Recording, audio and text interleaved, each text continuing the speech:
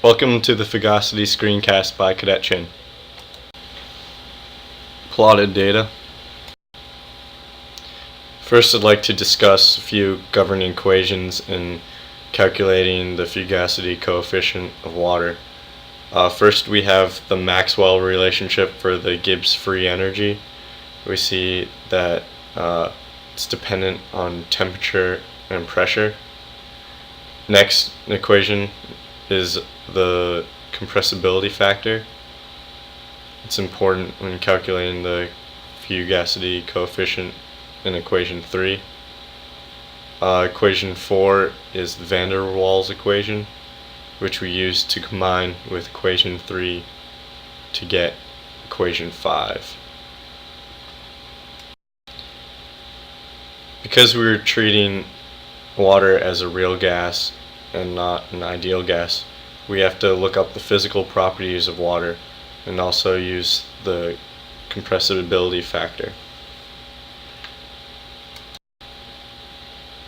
Using the physical properties of water that were looked up in the appendices, we can find the variable coefficients A and B for the van der Waals equation of state.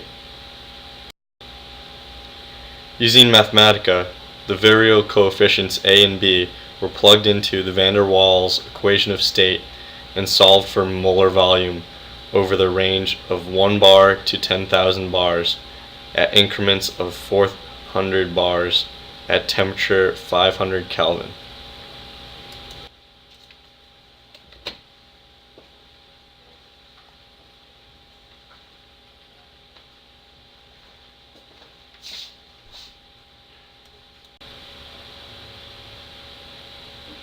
Using Mathematica, we plugged the molar volume into equation number 5 in the governing equations in order to solve for the fugacity. This gave us a number for fugacity, which we could convert into the fugacity coefficient by dividing by the pressure. Compiling the coefficients and the pressures into an Excel file, we were able to plot the fugacity coefficient of water at 500 Kelvin. This is the graph of the fugacity coefficient from 1 bar to 10,000 bars.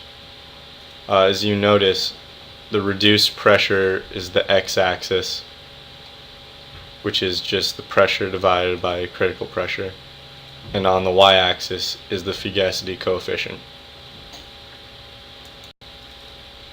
Looking at the fugacity coefficient graph, you notice that at lower temperatures the coefficient is less than 1. This implies that the molecules tend to stick together at lower pressures. You'll also notice at higher pressures the fugacity coefficient is greater than 1. This implies that the repulsive interactions are dominant and tend to drive the particles apart. That concludes today's calculations of fugacity coefficients for water at 500 degree Kelvin from 1 to 10,000 bars. I'd like to thank Camtasia for providing software, Physical Chemistry by Peter Atkins, and Dr. Washington.